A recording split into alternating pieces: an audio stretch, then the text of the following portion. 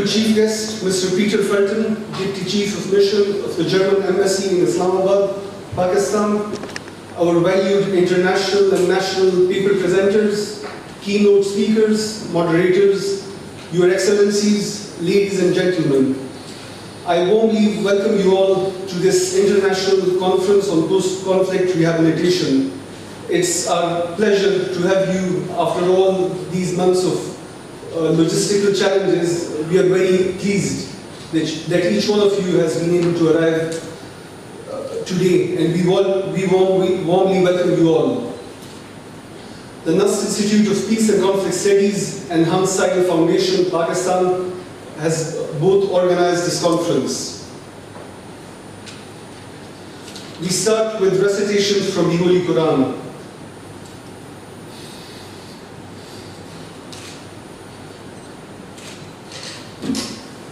أعوذ بالله من الشيطان الرجيم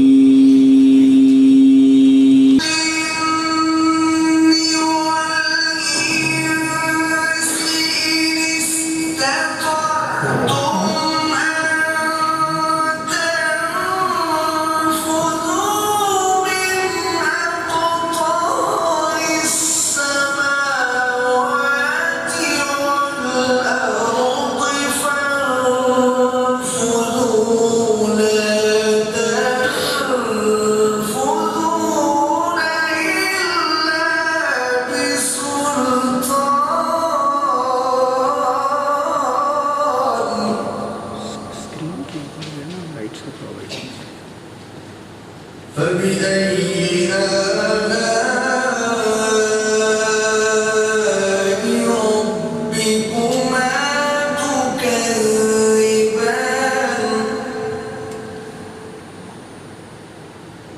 صدق الله العظيم.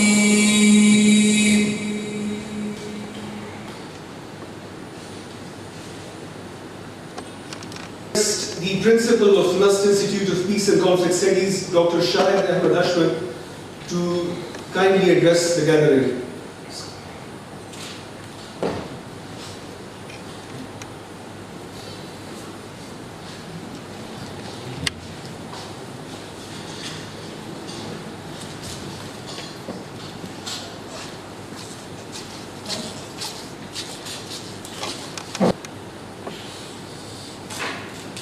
Mr. Peter Felton, Deputy Head of the Mission, German Mission in Pakistan. Mr. Christopher, Resident Representative of Hans Seidel Foundation at Islamabad. Distinguished guests from home and abroad. Members of faculty, students of CIPS. Other participants, ladies and gentlemen, Assalamu alaikum and very good morning. It's my pleasure and privilege to welcome you all to this international conference on post-conflict rehabilitation. We are grateful to you all for sparing your time, and we are thankful to the Hans Seidel Foundation as well for collaborating, organizing this event. Ladies and gentlemen, we are witnessing the enormous increase in ongoing conflicts and their complexity. International and regional peace demands early resolution of such conflicts. However, the challenges remain after the conflict resolution as well. And the experience has shown that once the people have been uprooted, their homes destroyed, and their lifetime achievement gone into smoke, they need enormous help and assistance to rehabilitate them after any particular conflict has been officially or nominally considered to be resolved, and rehabilitation process continues over a long period of time. At the end of the day, the parties of the conflict have to reconcile with each other, and the government and its agencies have to sit together to begin a long and arduous task of rehabilitation of the victims of conflict. In doing so, many political, cultural, and traditional sensitivities need to be addressed and need to be taken care of. Therefore, the societies torn by conflict are at a crossroad. How should they reintegrate into the changed situation, and how should they move forward into new and bewildering environments? Long-term measures are required at the official level to resettle communities that have been forced to migrate, but now would like to come back to their areas which are ravaged by war and prolonged internal conflict, and there is a very little similarity to what they had left or once they were forced to leave the area. That is what when we see all across Afghanistan, Iraq, Libya, Syria, many other countries in Africa, and to a great extent at home, we have experienced what were the difficulties of resettling the people in Sabah, which took many years, and now we are in the process of doing the same in North and South Waziristan. How to handle rehabilitation stage after many years of conflict? We seek to learn from best practices from all parts of the world. The speakers who will be presenting their papers in this seminar have been shortlisted after a fair deal of deliberation.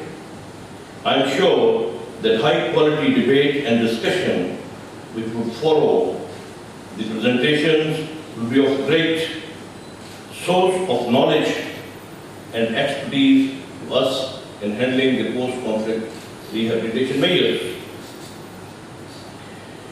I am sure that this will provide fresh insight into the subject matter, and it will help international community representatives and our government, scholars, researchers, practitioners, academicians to devise better strategies to handle the post-conflict rehabilitation steps and measures.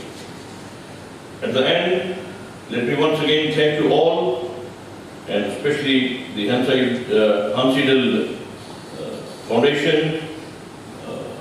This is probably the second major event we are holding with their cooperation, and we continue to do so in future as well. My special thanks to the guests, those who have come from abroad. There are about 5 or 6 speakers. I don't want to name all of them of the time, and there are many those who have come from various parts of Pakistan. Thank you very much once again.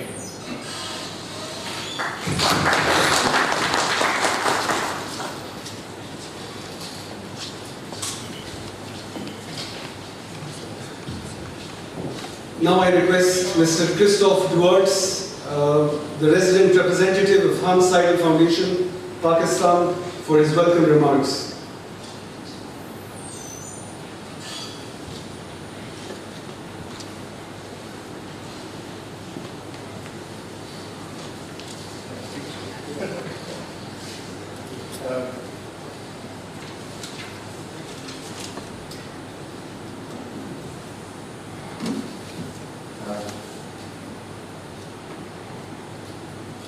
Principal of NIPCONS, His Excellency Mr. Peter Felton,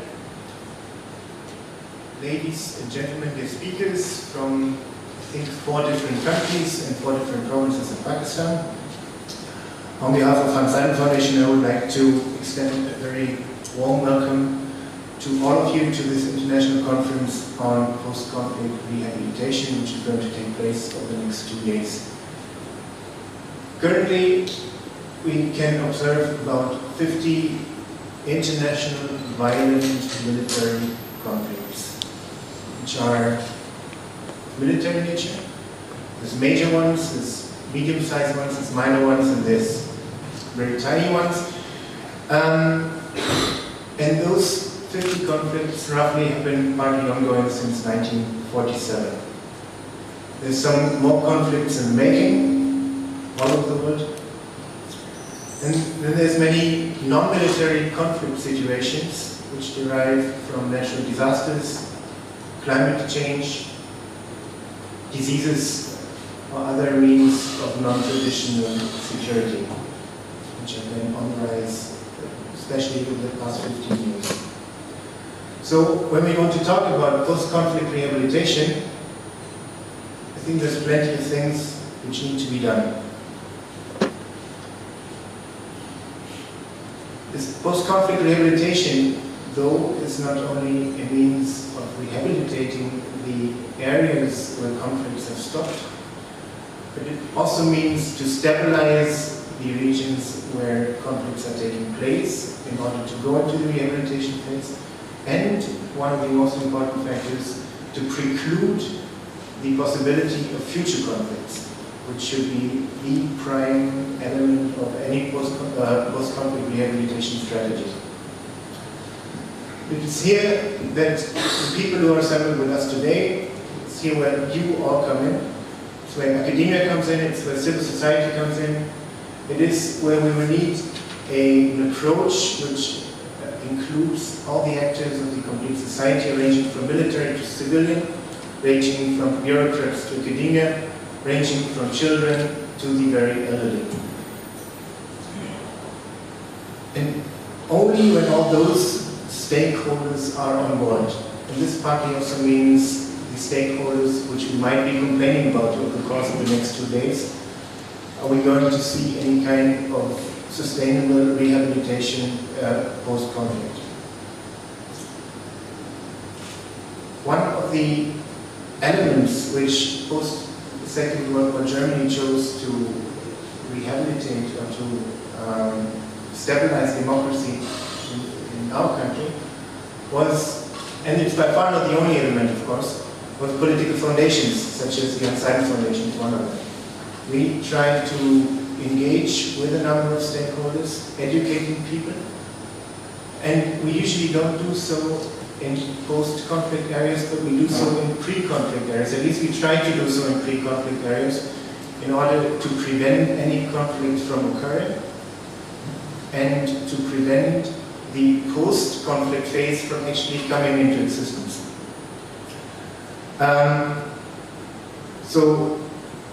And this is, in my eyes, something, and I'm sure that we would be hearing something about that from the international speakers, which the complete world society should be much more working on in the future, namely increasing the work to prevent conflicts from the very start, building sustainable structures on the ground which are going to preclude any possibility of people entering into any kind of violent conflict, while at the same time trying to resolve the existing conflicts and properly rehabilitate the post-conflict areas.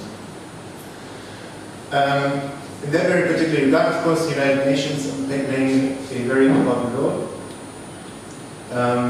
Pakistan is the single biggest, I would say, emitter or sending country of blue helmets, of peacekeeping soldiers to other countries in the world in order to have them stabilizing their post-conflict areas.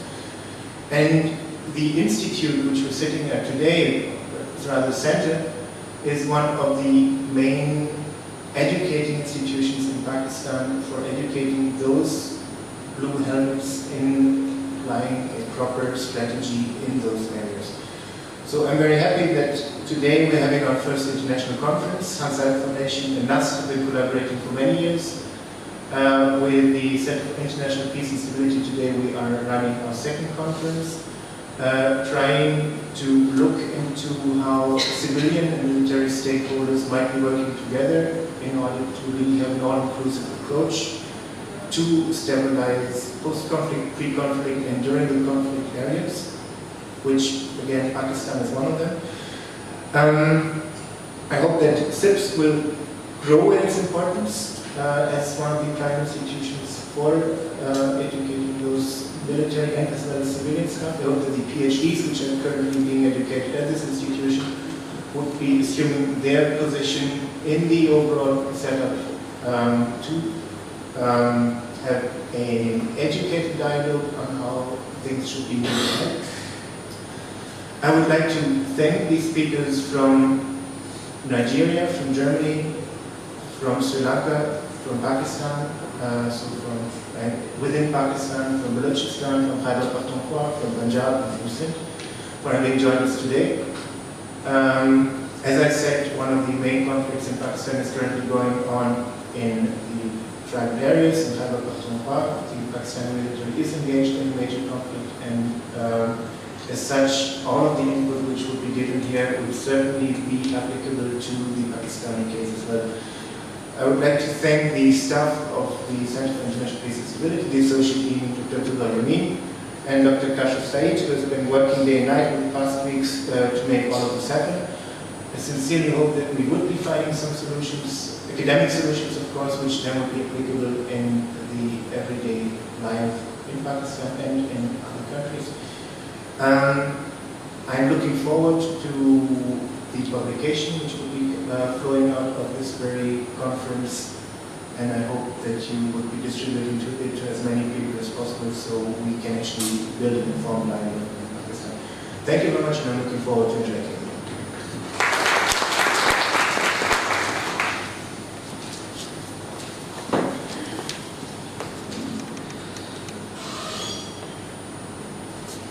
Ladies and gentlemen, now I request the Chief Guest, His Excellency Peter Felton, Deputy Chief of Mission of the German Embassy in Islamabad, to address the gathering. Sir, please.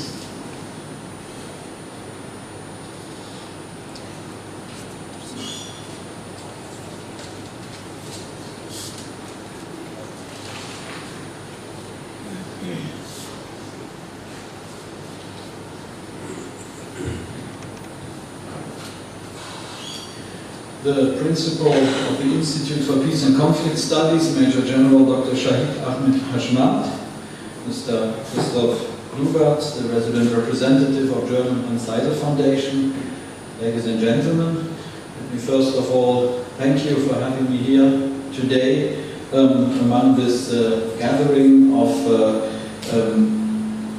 highly known and highly qualified scholars on the issue of post-conflict rehabilitation.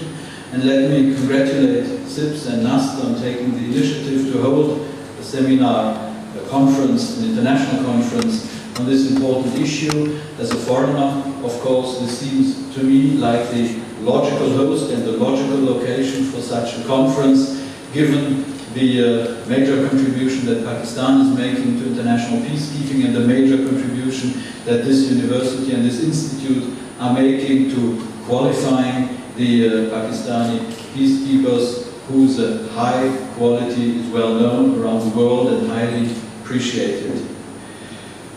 Ladies and gentlemen, given recent developments in many countries around the world, and given the inability of politicians and diplomats not only to bring protracted conflicts to an end, but also to successfully manage post-conflict situations, there is dire need for us, dire need for scientific support on this issue. And before this background, I sincerely and confidently hope that this conference will make a major contribution to improving the understanding of the challenges of post-conflict situations and to developing concepts to address them in a sustainable way.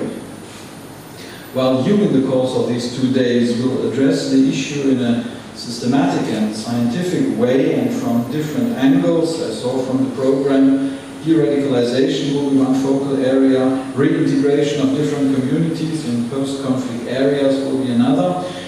I will limit myself to make some more personal observations that are based on my personal experience in the newest country of the world, South Sudan, that became independent in 2011 and where I had the honor to serve as the first German ambassador from July 2011 to June 2013. Ladies and gentlemen, I vividly remember South Sudanese Independence Day on 9 July 2011. The whole country, each and every inhabitant, was incredibly happy and proud about gaining independence and forming their own country. Expectations were sky high, intentions of all involved were the very best. Major world powers, including the United States and China, were genuine well-wishers and joined hands, and the international community, including the European Union and also my country, Germany, stood ready to assist the newborn country in developing its statehood, society, and economy. But as you know, after more than 2 years, things went terribly wrong, and since December 2013, the country is again in a cruel civil war. Development gains made over 2 years have been eliminated, and it is difficult to see and to imagine how South Sudan can come out of this situation in the near future. The situation in South Sudan before independence, ladies and gentlemen, was typical of many post-conflict situations we are facing today. A long-lasting armed conflict with multiple actors and without a clear front line between two enemies, which has, on the way, destroyed the physical and institutional infrastructure of the country and all the features that actually make the state, but also social cohesion, and that has left behind a seriously traumatized population and political leadership. The experience of the governing elite is very much based on violent conflict and thinking only in the categories of friend and foe and of complete victory or complete defeat. Hatred between different groups of society has been nurtured and instrumentalized over a long period of time. Absence of education and other basic social services has reduced the population's aspirations to survival and subsistence approaches. And lack of physical infrastructure, which has been destroyed, impedes economic and social development. The lessons I have drawn from my personal experience are the following. Sustainable post-conflict rehabilitation requires a lot of patience. Developments take time and need to be given time. And people cannot be rushed or pushed into new things or ready-made solutions. To gain this time, a framework of stability at a reasonable level at least, needs to be ensured, and the basic needs of the population need to be taken care of. The former is a task for national and possibly international security forces. The latter might require international assistance. But all this, the military and the humanitarian dimension, provide only the framework, the conducive environment for what has to develop from the inside. And there I believe two aspects are key. Put the people first and promote a peaceful mindset. Firstly, about the people. Post-conflict rehabilitation must build on the respect for the inalienable dignity and the human rights, civil, political, economic, social and cultural, of each and every member of society.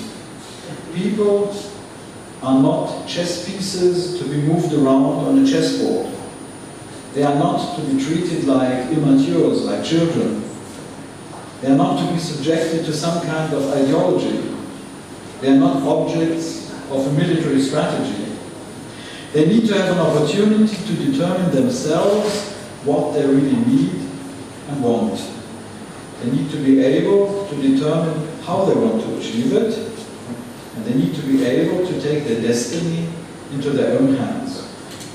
This is a deeply democratic approach, and those who want to genuinely help need to enable and empower people to do so. They need to listen and to respect that people want to organize themselves.